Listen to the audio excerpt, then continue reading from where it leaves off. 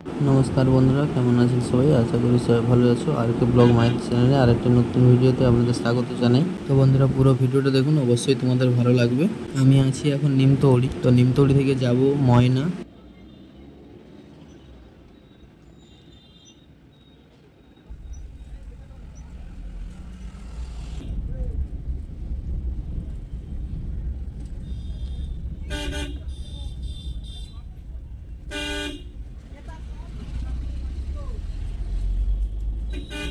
2000 years later. আমরা এখন চলে এসেছি নিকাশি বাজার। এটা নিকাশি বাজার। আর ডান দিকে চলে গেছি কুরুপাই, বাঁ দিকে চলে গেছে বিন্দুবাসনী। সোজা যাব ময়না।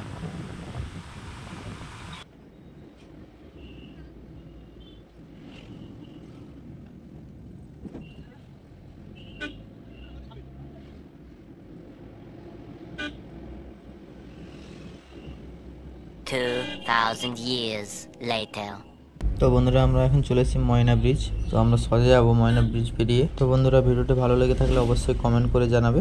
তো এখন মাঝে মাত্র সকাল 7:30। তো এখনই রোদ দেখুন কিরকম প্রচণ্ড গরম এখন থেকেই শুরু হয়ে গেছে। সারাদিন কীভাবে কাটবে জানি না। তো চলুন পুরো ভিডিওটা দেখুন, অবশ্যই তোমাদের ভালো লাগবে।